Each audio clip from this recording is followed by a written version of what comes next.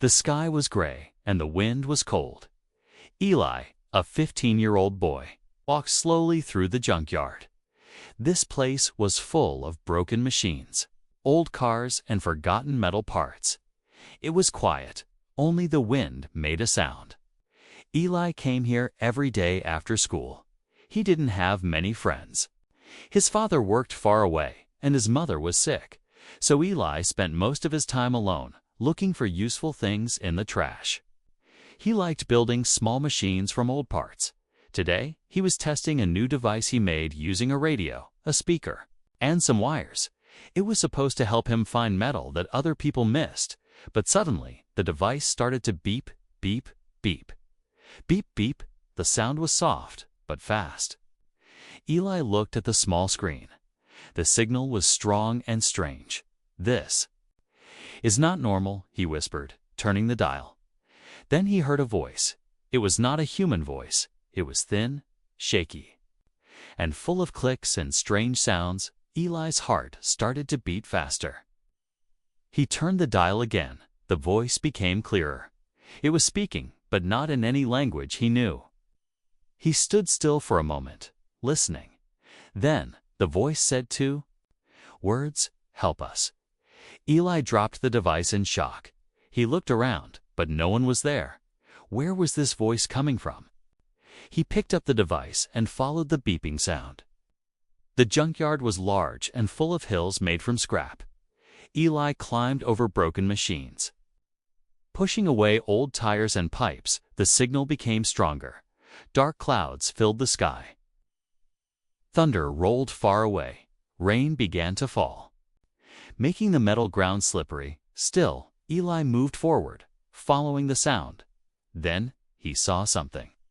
Behind a pile of metal, something shiny and round was half buried. It was not a car, not a plane, and not anything he had seen before. It was a small ship about the size of a van. One side was broken, and smoke was coming from a hole. Lights blinked on the top, red and blue.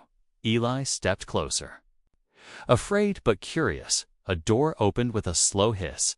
He pointed his flashlight inside. And then he saw it. A small figure sat inside, shaking. It had thin arms, large black eyes, and blue skin. It looked weak and scared. It stared at Eli and tried to speak. "Please. Help," it said in a soft, broken voice. Eli could not move. This was not a dream. This was real. He was standing in front of a real alien. The alien held something in its hand. It pushed a button, and a glowing light filled the air. A hologram appeared floating in front of Eli's face. The image showed a planet. Dry and cracked, houses were broken. People were thin and weak. Alien children were crying. There was no food, no water, no life. Our village. The alien said, "Starving. Food machine broken." No time. Eli felt cold inside. The alien looked so tired, so sad. It was asking for help, not just for itself, but for a whole village. Eli looked at the machine part the alien showed him. It was full of wires and tubes, but also something looked familiar. He had seen something like that in the junkyard before. "I don't understand much," Eli said slowly, "but maybe I can fix something." The alien nodded. "Machine makes food, but broken. No power, no fix. Can you try?"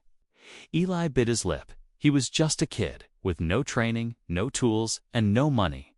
But he had one thing: hope. He'd built crazy machines from trash before. Maybe, just maybe, it could build something that could help. "I'll try," he said. "I don't know how yet, but I'll try." The alien gave a small smile, then it passed out, too weak to speak again. Eli looked around. Rain was falling harder now. He needed to hide the alien and the ship. Someone might come, and they wouldn't understand. He grabbed an old tarp and covered the ship. Then he gently lifted the alien and carried it to his small shed nearby. The shed was old, but it had tools, wires, a tea, and his old projects. It was the Only place he could work in peace. Eli laid the alien on a blanket and gave it water. He looked at the broken machine part again. Lights blinked softly, and the small voice device still said one thing. "Help us." Eli took a deep breath. His life had just changed forever, and now the life of an entire alien village depended on him. Eli stayed awake all night. The alien, Zero, was still weak and sleeping in the corner of the shed. The small machine part lay on Eli's work table, blinking slowly with red and green lights. Eli sat with a pencil in his hand and an old notebook in front of him. He had drawn machines before, but never something like this. This was not just about building for fun. This was about saving lives every few minutes. He looked over at Zaro. The alien breathed slowly and sometimes mumbled in his sleep. Eli had given him some water and wrapped him in an old blanket. It was all he had. At sunrise, Zaro finally opened his eyes. Eli rushed over, holding a cup of warm tea. Zaro sat up weakly, blinking at the light. "Thank you," he said in a soft voice. Eli nodded. "You said your food machine is broken, right? Can you show me how it works?" Zaro touched the small orb again. A blue light floated in the air, and a 3D image appeared. 'Twas a large, round machine with pipes, tubes, spinning blades, and solar panels. The alien pointed to the center. "This energy core broken," he said. "No power. No food." Eli looked at the design carefully. He didn't understand everything, but he saw something that gave him hope. The machine used simple ideas: heat, motion, water, and pressure, maybe. He couldn't copy the alien design exactly, but maybe he could build a small version. Zero coughed and looked worried. "Only 6 days left," he whispered. "No food. No hope." Eli felt the pressure growing in his chest. 6 days was not much time. He needed to work fast. He opened his toolbox, grabbed some wires, batteries, and parts from old toasters and fans. "Okay," Eli said. "I don't have alien tools, but I have junk, and sometimes junk is all you need." Zero tilted his head. Confused, Eli smiled a little. "It means I'm going to try." They started working together. Eli showed Zero how old fan blades worked, how solar panels stored energy, and how gears could spin using bicycle chains. Zero used his orb to help translate, drawing things in the air and pointing to parts that matched Eli's scrap. The two of them were from different worlds, but in that little shed, they were a team. Eli built a small spinning motor using magnets and old wires. Zero adjusted the settings with his fingers, making lights blink and spin faster. Piece by piece, something new began to take shape. It was not beautiful. It was made of broken fans, old toaster plates, radio tubes, and scrap metal. But it started to move. The blades turned, and the small machine made a soft hum. Zaro watched with wide eyes. "Energy," he said, smiling. "It worked." But the machine was only the start. It could spin, but could it make food? Could it really save Zaro's village? Eli opened a small box and took out some seeds.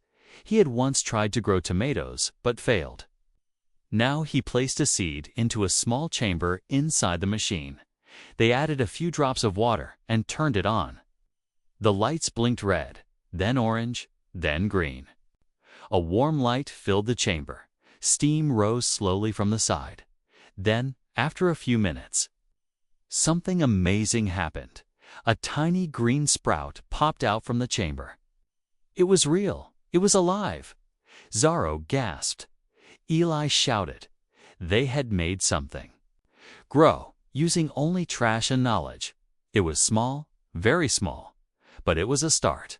Suddenly, a soft buzzing sound came from outside the shed.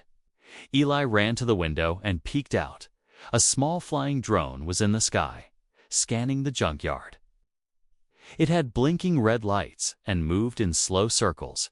Zero pulled back quickly, hiding in the shadows. Eli's hands started to shake. "They're looking for you," he whispered. "Maybe someone heard the signal you sent." Zero nodded, his face full of fear. "Must not find me." "Not yet." Eli covered the machine with a cloth and pushed a shelf in front of the door. The drone passed overhead and disappeared into the sky. But the danger was real now. They were not alone anymore. Time was running out, and now someone else knew that something strange was happening in the junkyard. Eli sat down, tired but focused. He looked at the machine and then at Zorro. "We made one sprout," he said. "Now we need to make hundreds." Zorro nodded. "We save village," he whispered, "together." And so the two boys from two different worlds continued building, not just a machine, but hope. The next morning, the sun rose slowly behind thick clouds. The junkyard was quiet again, but Eli was not resting. He was covered in dust and oil. Working hard in his small shed, Zorro sat beside him, holding wires and tools. Both of them looked cute. Both of them looked tired, but they did not stop. Their machine was growing, piece by piece. It now had a spinning core, heat panels, a water filter, and a glowing chamber. It looked like a strange mix of a washing machine, a microwave, and a fan. Eli called it the grower. Zorro called it Lifebox. They didn't care about the name, only the result. They had made a sprout yesterday. But now they needed real food. Zero's village was still waiting hungry. Weak and running out of time, Zero placed a small crystal on the side of the machine. It was from his planet, a power booster. It made the energy flow stronger. Eli tightened. The last bolt wiped his hands and stepped back. "All right," he said, "time to test it." He placed some dry earth soil inside the machine, added water, and dropped in a nutrient tablet made from crushed plants. Zorro closed the chamber and pressed the green button. The machine buzzed, clicked, and made a strange humming sound. The fan spun fast, heat filled the air, and a bright light glowed inside the chamber. Eli and Zorro held their breath. Then, suddenly, boom, smoke came out, and the machine shook for a second. Eli jumped back. Zorro coughed, waving the smoke away. "Is it broken?" Eli asked, worried. Zero opened the chamber slowly. Inside was a thick green paste, wet, shiny, and warm. He touched it with his finger and smiled. "Food," he said. It worked. Eli couldn't believe it. He tasted a little on the tip of his finger. It was bland but safe, full of plant energy. They laughed together, not because it tasted good, but because it was real. They had made food from trash, wires, and hope. But the celebration was short. Outside, a car passed by slowly, on the road near the junkyard. Eli froze. No one ever came here. He peeked through the window. A black car with dark glass windows. It didn't stop, but it made him nervous. "Zorro," he said, "we might have a problem." Zorro looked scared again. "We hide," he said. They covered the machine with a large sheet and moved it to the back corner of the shed. Zorro hid under the floor trapdoor, the one Eli had made to store old batteries. Eli waited, heart racing, but no one came to the shed. Later that evening, while the sky turned orange, the two friends sat in silence.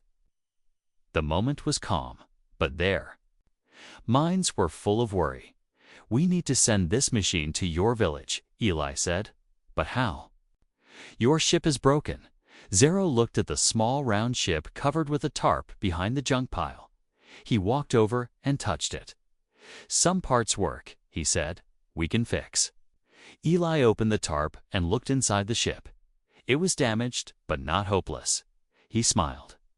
"I fixed a bike with 3 missing wheels once," he said. "This can't be harder than that." They worked through the night again. Zero showed him the ship's energy system. Eli connected wires, replaced tubes with garden hoses, and used A car battery as backup power. The ship blinked once, then twice. Then it lit up with soft blue lights. "It's alive," Eli said, grinning. Zero smiled back, but he still looked worried. "One machine not enough," he said. "We need more." Eli thought for a moment. "If we send this one now, it can help right away. Later, I can build more." Zaro nodded. He took out a small silver cube and handed it to Eli. "Memory chip," he said. "You copy design, make again." Eli held the cube like a treasure. This was not just a machine. It was a chance to change everything. But outside, danger was growing. The black car returned the next morning. Time stopping near the fence, a man in a suit stepped out and looked at the junkyard with cold eyes. He took a photo, then left. But Eli had seen him. And he knew time was running out again. "Tomorrow," Eli said to Zero, "you take the machine." "And go home?" Zero looked at him with wide eyes. "You come too." Eli paused. "I can't. Not yet," he said. "But I'll keep building if they find me. At least your people will be safe." They stood together in the shed one last time. A boy from Earth. An alien from far away. Two builders. Two friends and a machine that should never have worked, but did. The next morning came with silence. No birds sang. No wind blew. The junkyard felt too quiet. Like something bad was waiting to happen. Eli stood at the edge of the shed, holding a wrench in one hand and a metal pipe in the other. He kept looking at the road where the black car had stopped the day before. His heart beat faster every time he heard a sound. Inside the shed, Zaro finished checking the food making machine. It was now stronger, faster, and cleaner. They had improved it using the alien crystal and a few parts from the broken spaceship. The green paste it created could now feed 10 people per hour. It was still not perfect, but it was good. "Enough to save a village. We did it," Eli said quietly. Zero smiled. "Yes, we did," he said. "Now we send," but before they could move, a loud buzzing sound filled the air. Eli looked up. A black drone with red lights hovered above the junkyard, scanning the ground below. "They found us," Eli said. His voice tight. Zero's eyes went wide with fear. "We must go," he said quickly. They grabbed the machine, now packed inside a crate made from an old refrigerator shell. Eli ran to the hidden path behind the junk piles. It led to an old tunnel that no one used anymore. Zero followed with the cube in his hands, the one that held the memory of the invention. Above them, the drone kept circling. Blinking like a red eye in the sky, they pushed the crate into the tunnel and rolled the cover shut. The darkness inside smelled like oil and metal, but at least they were hidden. "Where do we go now?" Zero asked. Eli thought for a moment. "There's a broken storage unit behind the east wall," he said. "No one ever goes there. We can hide the machine there while we fix the ship." They crawled through the tunnel, carrying tools, parts, and the heavy crate. Zaro kept coughing, still weak from hunger and stress. Eli helped him walk. After 20 minutes, they reached the old storage unit. It was rusty and half broken, but dry and hidden. They placed the machine in the corner and covered it with a large sheet. Eli sat down and took a deep breath. His hands were shaking. They were not just building a machine anymore. They were running from something. Something powerful, something dangerous. Later that night, they returned to the ship. The black car was gone, but tire marks were fresh. Someone had been there. Maybe even gone through the shed. Eli opened the ship and started connecting the final parts. They used car wires for power, an old fan motor for the engine, and even bike pedals to help start the launch. It was not pretty, but it was almost ready. Zaro looked at the stars above. "My people wait," he whispered. No time left. Eli checked the control panel. The ship's systems were now at 70%. "Enough for a short trip, maybe just one jump through space. You can make it," Eli said. I believe in you." But before they could celebrate, a sound came from behind the junk pile. Voices, flashlights. "Footsteps? Hide," Eli whispered. They both ducked behind the ship, watching through a gap in the metal. 3 men in black suits walked into the yard, scanning everything with blue light devices. One of them picked up a broken piece of the ship and spoke into his earpiece. "We have signs of alien tech," he said. "Continue searching." Eli held his breath. They were getting close, too close. He slowly reached for a nearby metal rod and threw it far to the left. It hit a can and made a loud clanging noise. The agents turned and ran toward the sound. "Now," Eli whispered. "Run." They jumped out from hiding and pushed the ship toward the launch ramp. It was an old steel ramp Eli had built for fun. Now it would help save a planet. The agents heard the noise and came running back. "Stop right there." One of them shouted. Zorro climbed into the ship while Eli activated the controls. The engine started, slow and loud. The lights blinked blue, yellow, green. One agent pulled out a stun weapon and aimed at Eli. But just then, the ship's boosters fired, blowing dust and metal into the air. Zorro shouted, "Thank you, Eli." The ship lifted into the sky with a powerful blast. It shot upward through the smoke and clouds. Disappearing into the night, the agents covered their faces from the dust. By the time they could see clearly, the ship was gone, and so was the crate. They turned to Eli. "Where is the alien?" one of them asked. Eli smiled slightly.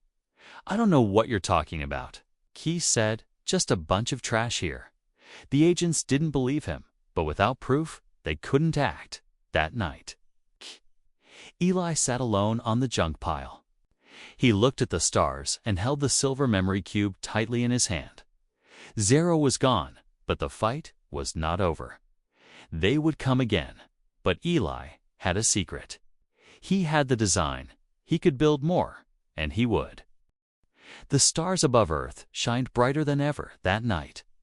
Zorro's small ship had vanished into the sky just hours ago. Eli sat on top of a tall pile of scrap metal, staring at the stars. His eyes were tired, his hands were dirty, but his heart was full. Zorro was gone, but the mission was not over. The food machine was now flying through space, and with it hope for an entire alien village. But back on Earth, things were not safe. Eli knew the agents would return. They had seen too much, and they were not going to stop. He climbed down from the junk pile and walked toward the shed. Inside, the lights were off. The tools were packed. He had cleaned up the place in case anyone came looking again in the far corner under the wooden floor. He hid the silver memory cube. It held the full design of the food machine. It was too dangerous to leave in the open if the wrong people got it. They could use it for money or worse, war. Eli locked the trapdoor and sighed. He missed Zorro already. They had become real friends in such a short time, from 2 different worlds, but both boys with kind hearts. A sudden knock at the door made him freeze. He moved slowly to the window and peeked outside. 2 men in black suits stood at the gate. One of them held a folder. The other had a device that blinked with blue lights. Eli walked out slowly, acting calm. "Can I help you?" he asked. The taller man stepped forward. "We're with a special science agency," he said. "We have some questions." Eli nodded slowly. "I don't know much," he said. "I just collect trash and fix things." The man showed him the folder. Inside were pictures of Zorro's ship, the machine, even Eli carrying tools. "We think something special happened here," the man said. "Maybe even alien contact." Eli shook his head. "That's crazy," he said. "You must be mistaken." The agent smiled, but it wasn't friendly. "If you remember anything," he said, "call this number." He gave Eli a card and walked away. Eli stood still as the car drove off. He knew they didn't believe his lies. They would be back, and next time, maybe with more force. That night, Eli sat in his room and held the silver cube. He thought about Zero, the alien village, and the machine they built from junk. He had done something great. But no one would ever believe him. Still, he didn't care. He had helped. And that was enough. Far away, across the stars, Zorro flew toward his home planet. His hands shook as he held the control panel. The small ship was not perfect. Tip shook, beeped, and sometimes made smoke, but it was moving fast. He opened the crate and checked the machine. It was still working, glowing soft green. Zorro looked out the window. His planet was near. He could see the dusty clouds and red mountains. Home, the ship landed near the village, and crowds gathered. Everyone looked thin and tired, their eyes full of worry. Zorro stepped out and raised his hand. He didn't speak. He simply opened the crate, and the food machine stood tall before them. One of the elders stepped forward. "What is this?" she asked softly. Zorro smiled. "Hope," he said. He pressed the green button, and the machine came alive. It hummed, it glowed, it buzzed. And then out came a thick stream of food, pasted into a bowl. The elder tasted it.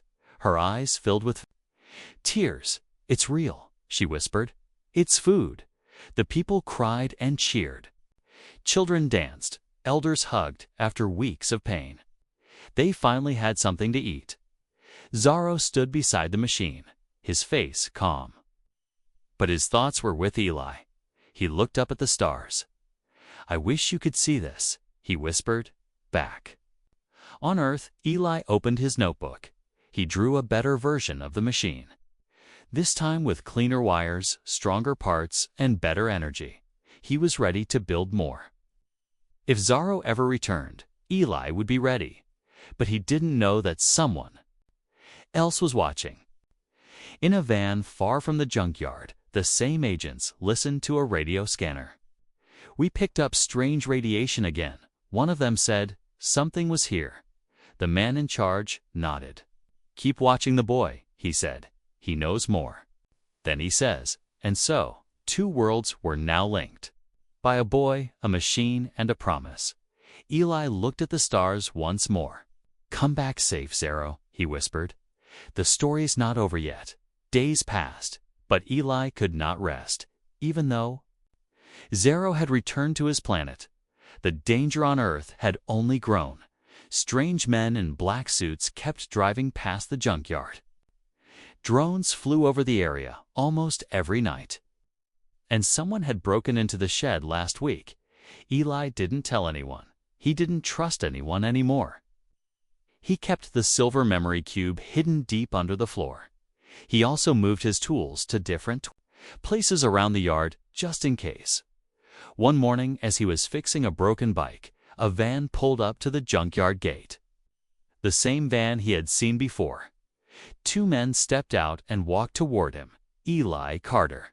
One of them asked. Eli stood up, wiping his hands on a cloth. "Yeah, that's me," he said carefully. "You need to come with us," the man said, showing a badge.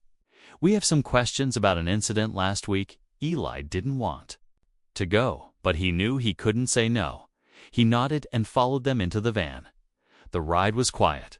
The windows were dark. He couldn't see where they were going after some time. The van stopped in front of a large white building. It looked like a laboratory or government base. Inside, people wore white coats and held tablets. Machines beeped in the background. They took Eli to a small room with a metal table and two chairs. A camera blinked in the corner. A different man entered the room. Older, with gray hair and a calm voice. He sat down across from Eli and opened a folder. "We know something strange happened near your shed," he said. "We found energy traces, footprints, even melted wires." Eli stayed quiet. He looked at the table and said nothing. "We're not here to hurt you," the man continued. "We just want to understand. You found something. Something not from Earth. It's better to tell us now." Eli took a deep breath. He wanted to tell them everything, but something inside him said no. He remembered Zorro's face, his village, The kids who were starving. I don't know anything." Eli said, "I just fix broken stuff. Maybe one of my projects went wrong." The man leaned forward. "You're smart, Eli," he said. "Too smart to build what we saw by accident." Still, Eli didn't speak. He knew if they found the cube, it would all be over. They could use the food machine for money, war, or power. They didn't want to save anyone. They wanted control. After a few hours, they let Eli go, but they told him not to leave town and warned him that they were watching. Eli returned to the junkyard, tired but more determined. That night, he made a decision. He opened the trapdoor and took out the memory cube. Then he grabbed a small metal box, placed the cube inside, and sealed it shut. He rode his bike far outside town, into the hills where no one lived. There, he buried the box under a large rock and marked the spot with an X made from 2 branches. "No one will find this," he whispered. "Not until I say so." The next few days were quiet again. Too quiet then. One night, something happened. A strange blue light appeared in the sky. It was fast, glowing, and completely silent. Eli ran outside and looked up. The light got closer. It stopped above the junkyard, and then it landed. A small, round ship touched the ground behind the metal piles. Dust flew everywhere. The door opened slowly with a soft hiss. Eli held his breath. Then he smiled. Zorro stepped out, but he wasn't alone. 2 more aliens walked behind him, older, taller, wearing silver robes. They looked wise and calm. Zorro ran to Eli and hugged him tightly. "You saved us," he said. "Now we return the help." Eli looked confused. "What do you mean?" he asked. One of the elder aliens stepped forward. "We come to protect you," he said. "You are in danger for helping us, but you are not alone now." Just then, flashing lights appeared at the edge of the junkyard, black cars with sirens. The agents had arrived. They rushed toward Eli, but stopped when they saw the aliens. Everyone froze. No one spoke. The elder alien raised his hand. A wave of blue light spread across the junkyard. The agents' weapons stopped working. Their radios went silent. "This boy is under our protection." The alien said, "You will not harm him." The agents looked shocked, unable to respond. Then, slowly, they backed away. They had no power here, not anymore. That night, the junkyard was quiet again, but this time it felt safe. Eli sat with Zorro near the ship. They looked up at the stars. "You came back," Eli said. Zorro smiled. "I promised," he replied. The night sky above Earth was calm. Stars twinkled softly, and the junkyard was quiet. But inside, something amazing was happening. Zorro had returned, and this time he brought 2 elders from his planet. They were tall, wise, and full of deep energy. They had come to thank Eli and to protect him. Eli stood between the aliens and the agents. The men in black suits looked confused, powerless. Their weapons didn't work anymore. Their tech had been disabled by alien force. "This boy saved a village," one elder said in a deep, kind voice. "You were going to punish him for kindness. We cannot allow that." The agents looked at each other, unsure what to do. Then, slowly, they stepped back. One of them whispered into a dead radio. The others followed, leaving without a word. Eli watched them go, still breathing hard. He had never felt so nervous and yet so proud. Zorro walked to his side and smiled. "You are one of us now," he said. The next morning, the junkyard felt different. Eli walked between the piles of broken machines and old cars, but now everything felt full of possibility. The alien elders helped him clean the area and build a better workshop. They used strange tools that cut metal, gloves that lifted engines like paper. Eli watched with wide eyes, learning every step. Soon, they rebuilt the food machine, bigger, faster, and smarter. This new version used solar power and could grow plants directly from soil. It didn't just feed people, it helped them grow their own food again. Eli called it Grower 2. Zorro called it Hope Machine. The elders just smiled. That evening, they placed the machine inside the ship. The elders said it was time for Eli to visit their world, not forever, just for a short time. To see what you saved, they said. Eli hesitated. He looked back at the junkyard, at his old shed, his tools, the earth. Then he looked at the stars. I'm ready, he said. The ship lifted into the sky, glowing blue. It flew silently through space, past moons and stars. Zorro sat beside Eli, explaining each planet they passed, each system they crossed. After some time, they reached Zorro's home planet. It was dry and rocky, but now patches of green had started to appear. The first machine Eli built had already made a difference. Villagers gathered as the ship landed. They clapped and cheered. Children ran to Zorro, smiling and hugging him. Then they saw Eli. He stepped out slowly, nervous. But the people welcomed him with warm hearts and thankful eyes.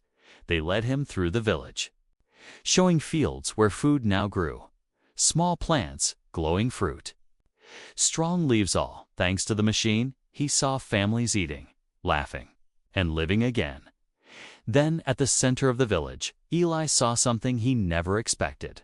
A tall statue made from stone and crystal. It showed a human boy holding a glowing machine in his hands. Under it, carved in alien language, were the words, "He turned junk into life, and life into hope." Eli stood in silence. Tears filled his eyes. Zorro placed a hand on his shoulder. "You didn't just fix a machine," he said. "You gave us time, strength, and belief." The elders gave Eli a small necklace with a symbol of the two worlds joined together. "This is our promise," one elder said, "our people and yours friends forever." Eli spent a few days on the planet, learning more, helping more. He even taught some of the alien kids how to build simple tools from trash. They called it Earth Science, and they loved it. But soon, it was time to go home. The village held a goodbye celebration. Music filled the air, and lights floated in the sky like fireflies. Zorro walked Eli to the ship. "I'll visit you again," he promised. "Maybe next time, I'll bring 10 machines." Eli laughed. "I'll be ready," he said. Back on Earth, the junkyard felt quiet again, but Eli was not the same boy anymore. He had seen another world, saved lives, made history. The agents never returned. Maybe the message was clear. This boy had friends in high places, very high. Eli continued building machines, some for Earth, some for Zorro. The memory cubes stayed safe, hidden deep underground. Sometimes, at night, he would sit on top of the junk pile. He'd look up at the stars, holding the necklace, and he'd whisper, "I didn't save the galaxy. I just helped a friend."